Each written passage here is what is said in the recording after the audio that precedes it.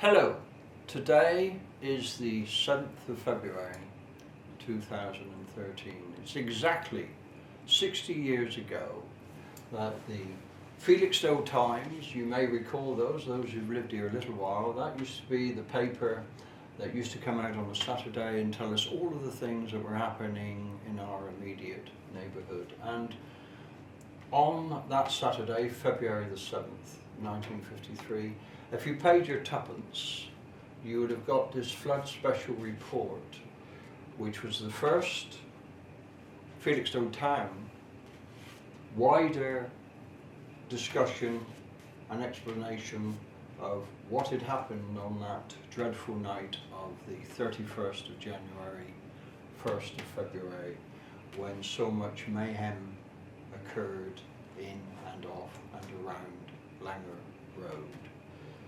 So I think you've probably got the headlines and the paper, and if we could just move to the aftermath of that night, which is actually Langer Road, as you can see, extensively flooded, Sea Road, all the way along the top.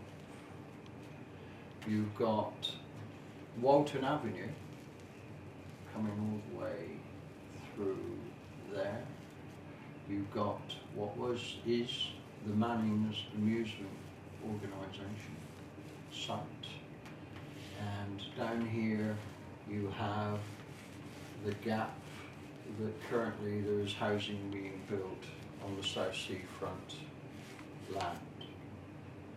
If we go back to 53, what you see here are prefabs that were located, and I don't know if we can come to this map, on the junction of Orford Road towards the railway embankment and Langer Road. That was between Orford Road and the first block of houses that exist at the bottom end of Langer Road. Unfortunately, these were all single-storey dwellings, and there seems to be a deal of confusion as to what warning was given and what happened with regards to these extraordinarily vulnerable people that were living and sleeping as it was within these houses. What we have here is a 1904 map of what was here, if you like, to protect the back end of the town in 1904. What you had was Walton Avenue.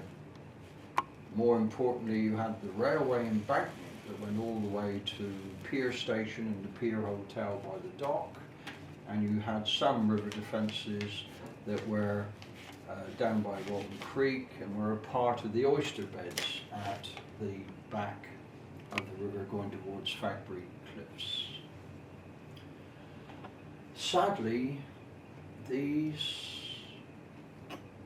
were the folk who died on the night and morning of the 31st of January, 1st of February 1953. So perhaps we could pause and reflect as we scan through those members of our community. The pink indicates women, the smaller red are girls, the blue is men's, and the dark blue are boys.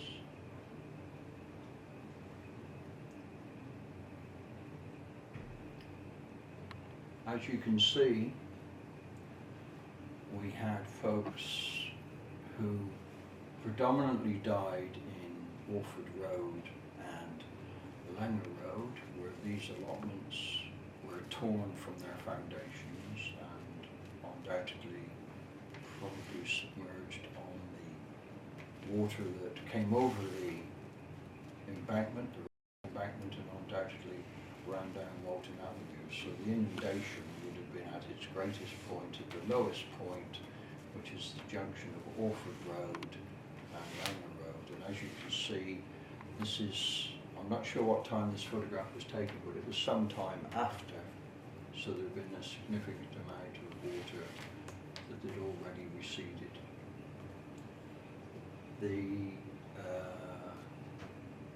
death tally for the East Coast is something that I borrowed from the Orford Town Hall exhibition, and this shows you that Lincolnshire had 41 folk who were lost, and then you go further through Norfolk, which actually lost a considerable number of people spread over a number of disparate communities, and then you come into Suffolk, and Suffolk lost 5 at Southwold, it would appear, and very oddly they have but 39 for Felixstowe. So which of our 41 that we lost are missing from the list, I don't know. Whether that was the either the Army military policeman or the air craftsman or the USAF staff sergeant, I don't know, but it's something we need to check with the Environment Agency as to who these 39 are. And then we go into Essex, which actually had even more extensive loss of life, particularly in the low-lying areas of Canvey Island.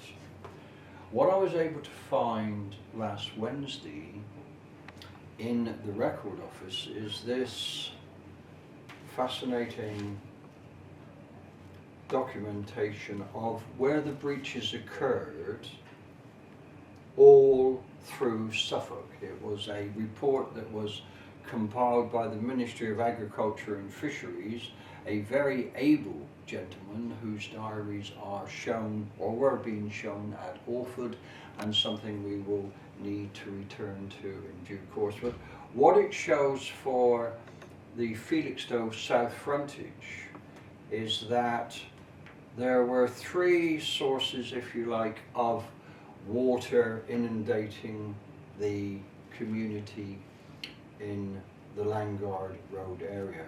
What we had was significant overtopping from the sea. We had significant overtopping from the river, running from Langard and running along the front. And the distances they give, I don't know if we can get that for you, but it's I'm now taking my glasses off to read things. I'm of that age, I suppose. What was the frontage that they said flooding over walls was on the riverside was 5,600 feet that was overtopped, and on the seaward side 7,300 feet. So that's an extensive amount of overtopping, and that would have been occurring in the early stages of the flood impact. What is really of great significance, and I always thought there were many breaches in the river wall, according to this record, and this was completed and submitted in March of '54, so that was a full 13-14 months later, so I would have no doubt of its accuracy, and undoubtedly Mr. Triss was a very able man and promoted this for the rest of his life.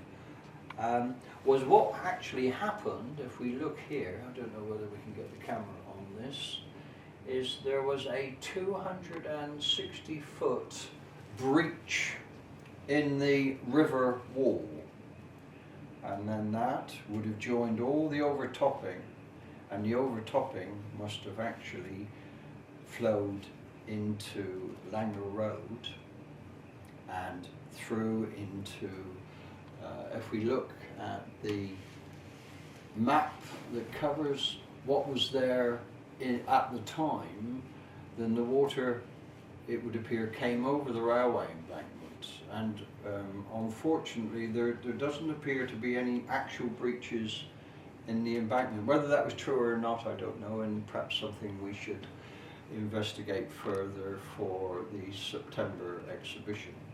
But what is sure is that at some point that surge, and bear in mind that this was a huge volume of water that was held in the Orwell Haven by the surge that was coming down the North Sea. So you had the Orwell, you had the store pumping water from what was a very serious storm event into Orwell Haven. So at some point you had breaches all through it, Shotley, you had them through the Trimley marshes, but you had this massive 260 foot wide failure of the top of the wall. I have no idea at all what volume of water would have rushed through that gap, filled the marshes. As you can see in Landguard marshes, it would have filled all that area. It would have eventually got to the embankment at some point, would have come over the top of that, and one would assume it would have come down Walton Avenue. And that is a very, very sad event. So perhaps you could take a couple of minutes to look again at those we lost.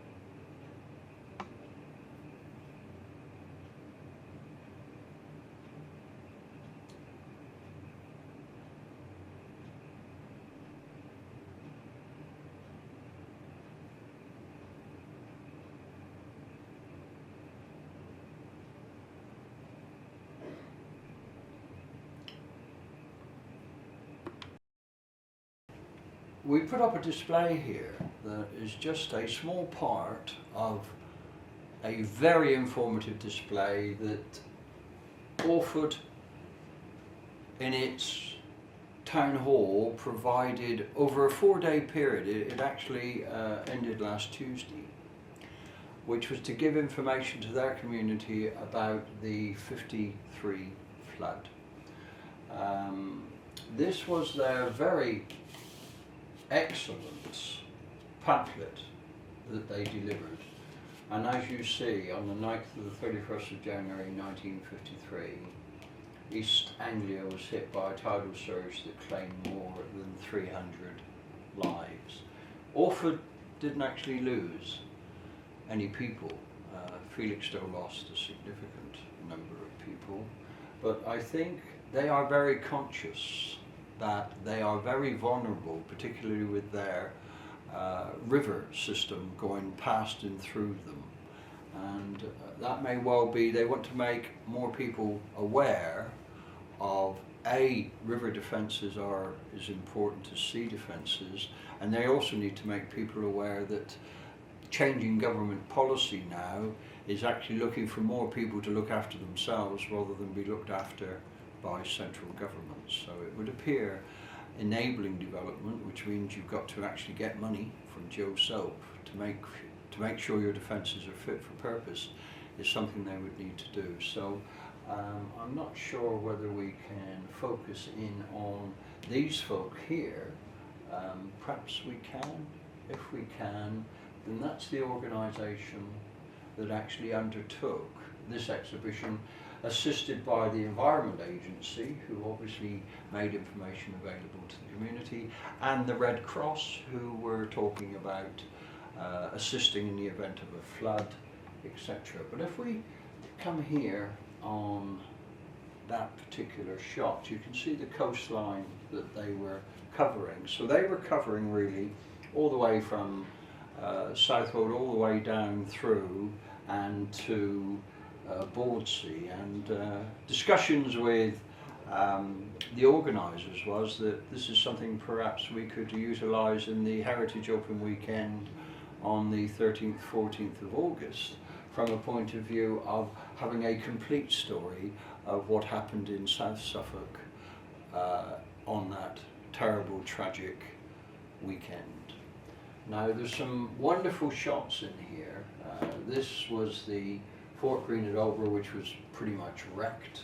One of the photos that I found particularly fascinating is the one here. I don't know whether we can get into detail on that, but this is actually damage on Orford Ness. And can you see there's an aircraft there that's been turned off and blown up, and there looks to be another one here that's been damaged, and next to it you actually see the extent of the breaches in the river defences and the number of people that poured into East Anglia.